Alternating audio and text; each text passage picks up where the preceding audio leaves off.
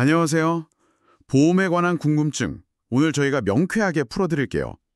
최근 보험업계 소식들을 좀 모아서 깊이 분석해보는 시간입니다. 네, 보험금 청구 판결부터 금융 사기, 또 새로운 상품 트렌드, 규제 변화, 그리고 기후 변화나 건강 문제까지.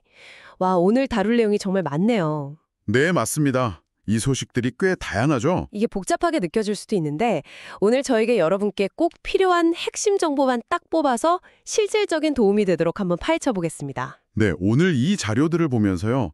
현재 보험 시장의 여러 흐름들을 읽어보고 이게 궁극적으로 보험 소비자인 여러분의 선택과 생활에 어떤 영향을 미칠지 그 연결고리를 좀 찾아 설명해 드릴게요. 좋습니다.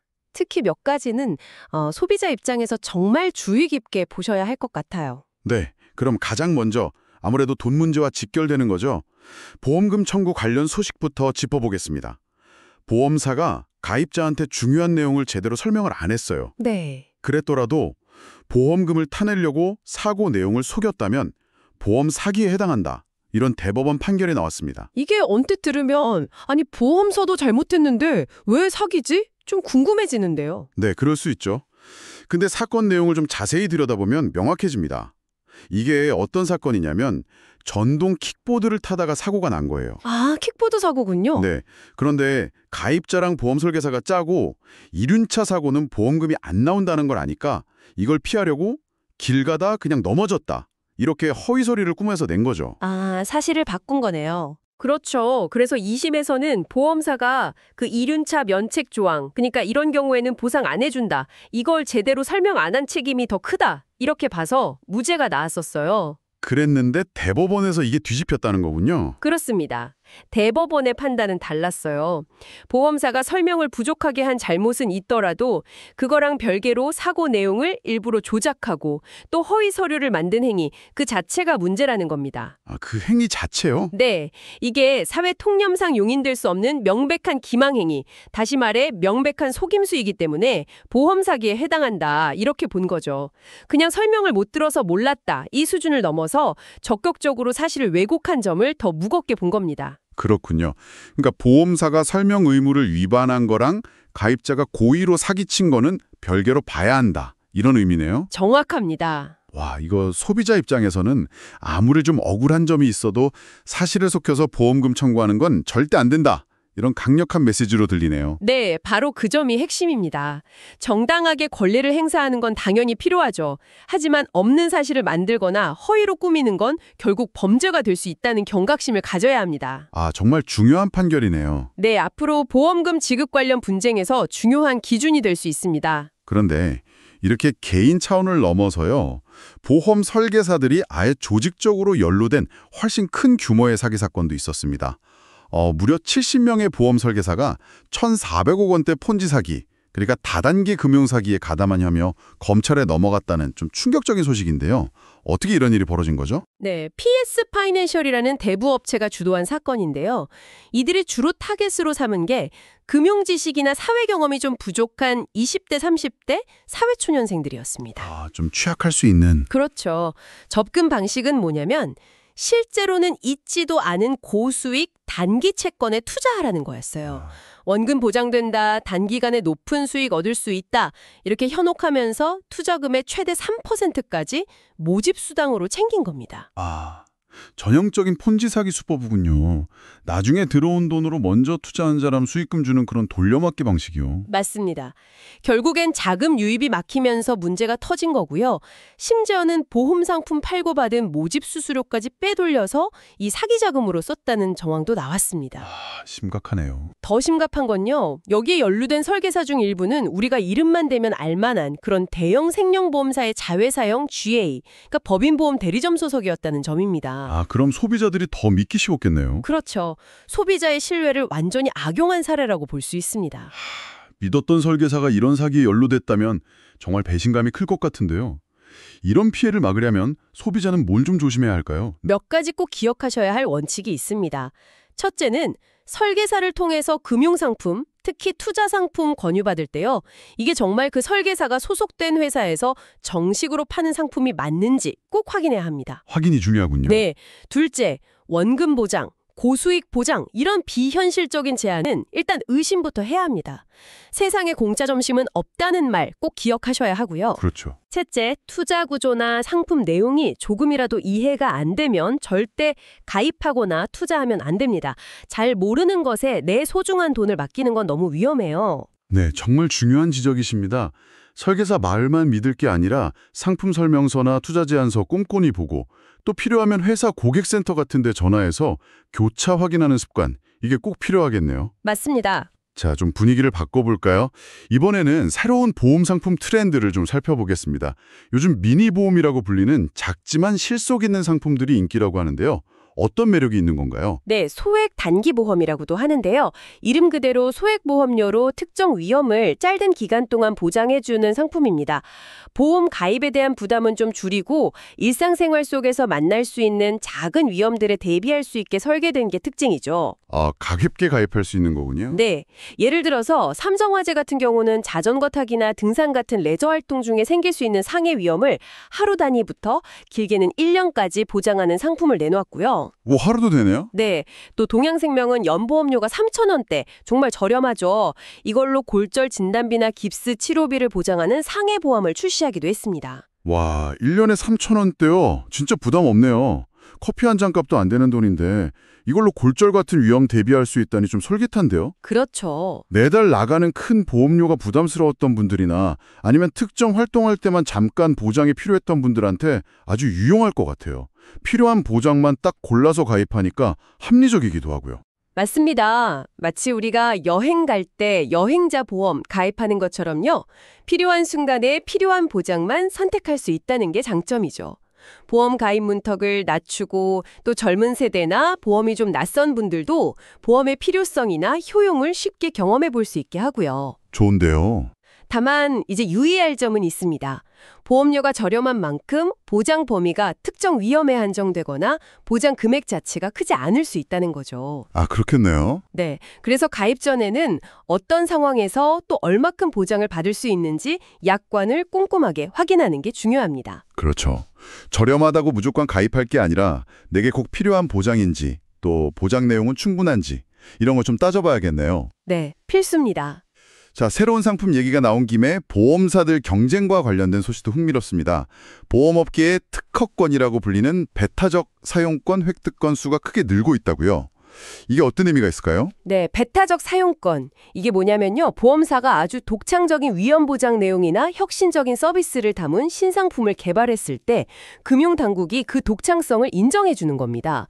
그래서 일정 기간 동안 다른 보험사들이 비슷한 상품을 못 팔게 독점적인 권리를 주는 제도예요. 아, 일종의 신상품 특허 같은 거군요. 네, 그렇게 이해하시면 쉽습니다.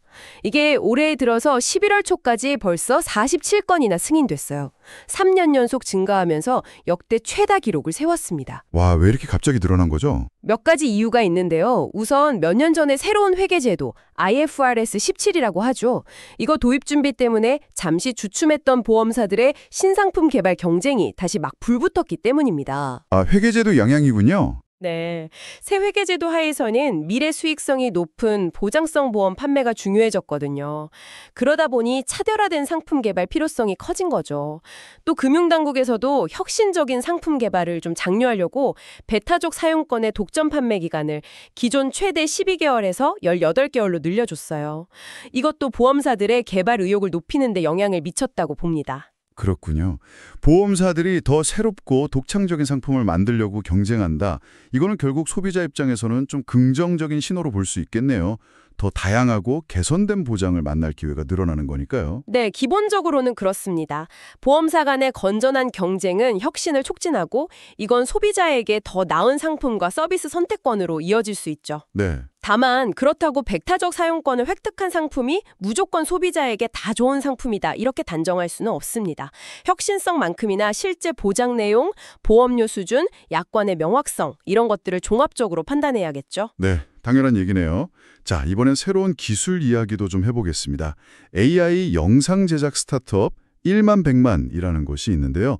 세계적인 기술 전시회 CES에서 2년 연속 혁신상을 받았는데 이 기술이 보험업계에도 영향을 줄 수 있다고요? 네, 그 1만 100만의 잼잼.비디오라는 플랫폼인데요. 이게 사진 몇 장이나 웹페이지 화면 캡처 같은 간단한 자료만 딱 넣으면 AI가 알아서 짧은 동영상을 뚝딱 만들어내는 기술입니다. 오, 신기하네요. 네, 자체 개발한 AI 엔진으로 영상 제작 비용을 획기적으로 무려 95%나 줄였다고 해요. 근데 중요한 점은 이 기술의 전문가용 버전이 이미 삼성생명 같은 대형 보험사랑 기술 검증, 그러니까 POC라고 하죠. 이걸 진행했다는 사실입니다. 와, 그러면 앞으로 보험 상품 설명을 영상으로도 쉽게 볼 수 있게 되는 건가요? 그 딱딱하고 어려운 약관 대신에요? 그럴 가능성이 충분히 있죠. 복잡하고 어려운 보험 상품의 핵심 내용을 짧고 이해하기 쉽게 영상으로 만들어서 고객에게 안내하거나 아니면 맞춤형 상품 제안, 고객 관리, 이런 다양한 영역에서 활용될 수 있을 겁니다. 좋네요. 네. 기술 발전이 단순히 업무 효율만 높이는 게 아니라 금융 서비스의 전달 방식이나 고객 경험 자체를 변화시킬 수 있다는 걸 보여주는 아주 흥미로운 사례입니다. 소비자들이 보험 정보를 더 쉽고 친근하게 접할 수 있는 계기가 될 수도 있고요. 기술이 보험을 더 쉽게 만들어준다니 기대가 집니다. 자, 업계 동향 하나만 더 살펴보죠. 보험업계 1위인 삼성화재가 초격차 2.0 전략으로 좋은 성과를 내고 있다고 하는데 구체적으로 어떤 내용인가요? 네, 삼성화재가 이모나 사장 취임 이후에 초격차 2.0이라는 전략을 추진하면서 작년에 업계 최초로 순이익 2조 원을 돌파하는 등 아주 괄목할 만한 성과를 거뒀습니다. 순이익 2조요? 대단하네요. 네, 이 전략의 핵심은 크게 세 가지 방향으로 볼 수 있는데요. 첫째는 본업 경쟁력 강화입니다. 특히 인공지능, AI를 활용해서 보험 인수 심사, 그러니까 언더라이팅 시스템을 고도화하는 등으로 효율성과 정확성을 높이는 데 주력하고 있고요. AI 활용. 둘째는 신성장 동력 확보입니다. 전통적인 보험 상품 말고도 헬스케어 서비스라던가 반려동물 보험 시장, 예를 들어 착한 펫 같은 상품이 있죠.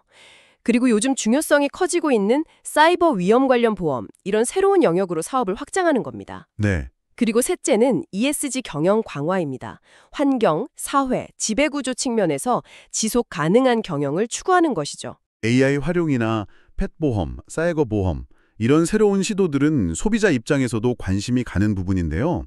그런데 이렇게 잘 나가던 삼성화재도 최근엔 좀 주춤한다고요? 네, 좋은 실적을 계속 이어가고는 있지만 최근에 좀 변수가 발생했습니다. 바로 기록적인 폭우 같은 이상기후 현상 때문인데요. 아, 날씨 때문이군요. 네, 이것 때문에 자동차 보험의 손해율, 그러니까 받은 보험료 대비 지급한 보험금 비율이 90%대까지 치솟았습니다. 이게 3분기 실적에는 좀 부담으로 작용할 것으로 예상됩니다. 그렇군요. 아무리 혁신적인 전략을 추진해도 보험업의 본질상 이런 자연재해나 예상치 못한 외부 환경 변화에 따른 위험 관리, 즉 손해율 관리가 얼마나 중요한지를 다시 한번 보여주는 사례라고 할 수 있습니다. 기후변화 이야기가 나왔으니 자연스럽게 다음 주제로 넘어가 보겠습니다.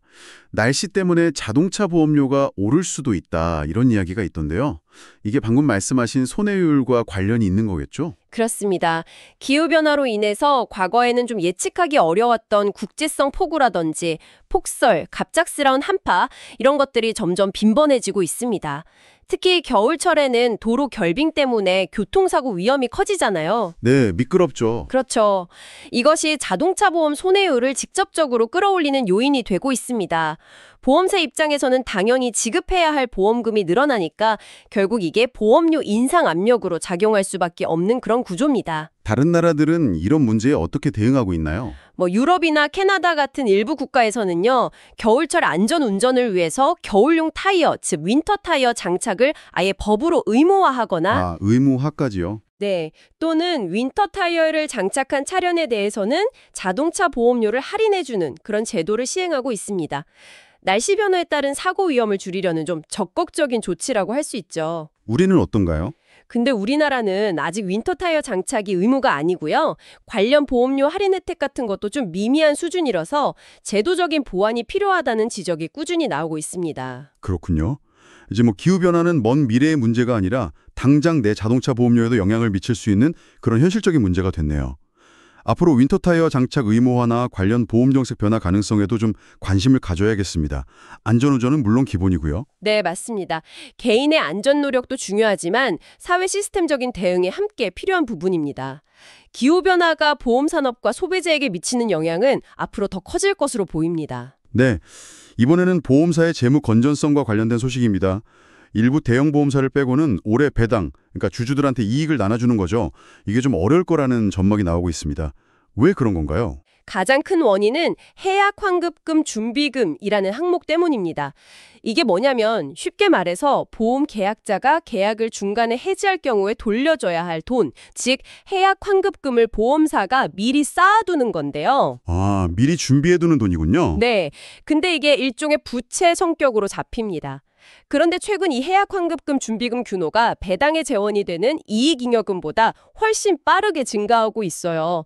그러면서 보험사들이 주주들에게 배당으로 줄 수 있는 재정적인 여력이 줄어들고 있는 상황인 거죠. 아니 근데 왜 해약 환급금 준비금이 그렇게 빨리 늘어나는 거죠? 이게 좀 아이러니한데요. 새로운 회계제도 IFRS 17 도입과 관련이 있습니다. IFRS 17 하에서는 장래 이익으로 인식될 수 있는 보장성 보험 판매가 보험사 재무 성과에 유리하게 작용하거든요. 네. 그래서 보험사들이 경쟁적으로 이런 상품 판매를 늘렸죠. 그런데 이런 보장성 상품들이 대체로 계약 초기에 해지하면 돌려줘야 할 해약 환급금이 좀 크거나 장기간에 걸쳐서 준비금을 많이 쌓아야 하는 그런 구조를 가지고 있습니다. 아, 딜러바네요. 그렇죠. 즉 단기적인 이익 지표를 개선하려고 판매를 늘린 상품들이 오히려 장기적인 준비금 부담을 키워서 배당 여력을 제약하는 그런 상황이 발생하고 있는 겁니다. 아, 이게 보험사 내부에 좀 복잡한 재정 문제군요. 제가 가입한 보험사의 재무 건전성이 어떤지, 또 혹시 해당 보험사 주주라면 배당 정책에 어떤 영향이 있을지 좀 살펴볼 필요가 있겠네요. 맞습니다. 보험사의 재무 건전성은 장기적인 계약 유지나 보험금 지급 능력과 직결되기 때문에 소비자에게도 간접적으로는 중요한 문제입니다. 금융당국의 건전성 감독 기준 변화 이런 것과 맞물려서 앞으로도 계속 주목해야 할 이슈입니다. 네, 규제 이야기를 조금만 더 해보죠. 금융복합기업 집단제도라는 것이 있는데 여기에 가상자산거래소인 두나무, 업비트죠. 그리고 빗썸 같은 기업들도 포함될 수 있다. 이런 이야기가 나오고 있다고요. 이게 어떤 내용인가요? 네, 금융복합기업 집단제도 이게 뭐냐면요. 자산 총액이 5조 원 이상인 기업 그룹이 보험, 증권, 카드 등 여러 금융업종 2개 이상이죠. 이걸 운영할 경우에 그룹 전체 차원에서 발생할 수 있는 위험을 통합적으로 관리하고 감독하기 위한 제도입니다. 아, 그룹 전체를 관리하는 거군요. 네, 예를 들어 사성그룹의 대표 금융회사를 삼성생명으로 지정하고 그룹 전체의 자본 적정성이라든지 내부 거래 같은 걸 금융당국이 들여다보는 시기죠. 특정 계열사가 부실해졌을 때 다른 계열사나 금융 시스템 전체로 위험이 확산되는 걸 막고 또 금융 소비자를 보호하려는 목적이 있습니다. 그렇다면 가상자산 거래소가 왜 여기 언급되는 건가요, 갑자기? 최근에요, 공정거래위원회가 가상자산 관련 연구 용역을 발주하면서 이 논의가 좀 수면 위로 떠올랐습니다.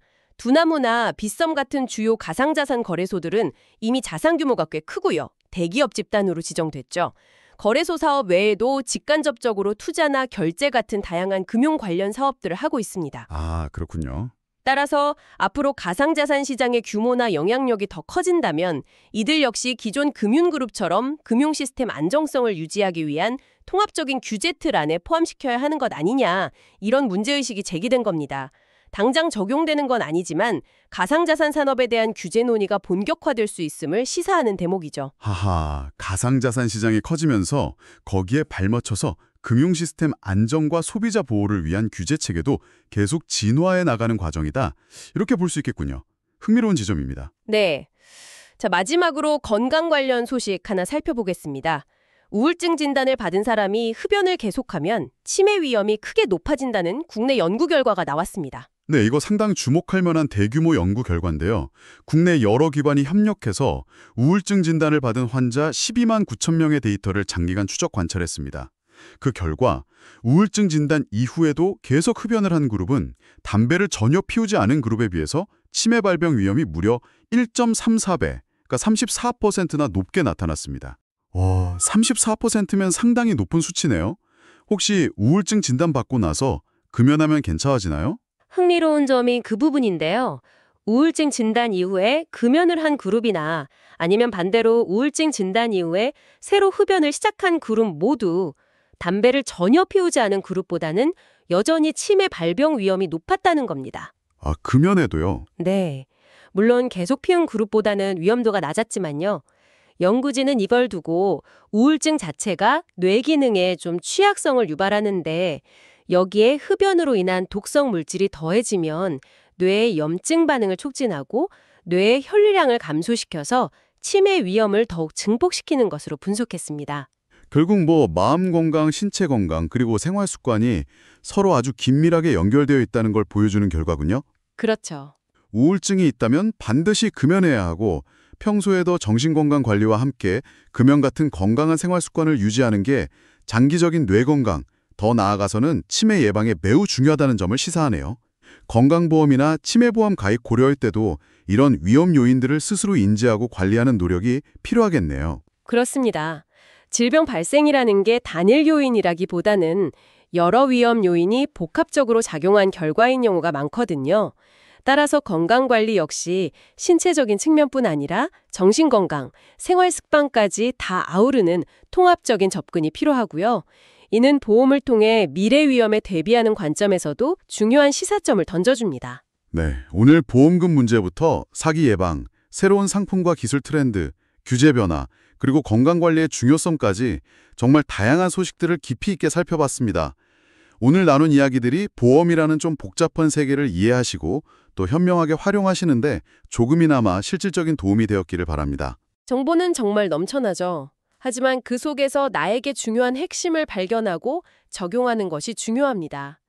오늘 다룬 여러 변화들 중에서 여러분의 현재 혹은 미래의 보험 생활에 가장 큰 영향을 미칠 변화는 무엇이라고 생각하시나요? 그리고 그 변화에 어떻게 현명하게 대처해 나갈 수 있을지 잠시 고민해보는 시간을 가져보시면 어떨까 싶습니다. 네, 스스로에게 던져볼 만한 아주 좋은 질문인 것 같습니다. 오늘 저희가 준비한 이야기는 여기까지입니다. 다음 시간에 더욱 유익하고 흥미로운 정보로 다시 찾아뵙겠습니다. 고맙습니다. 감사합니다.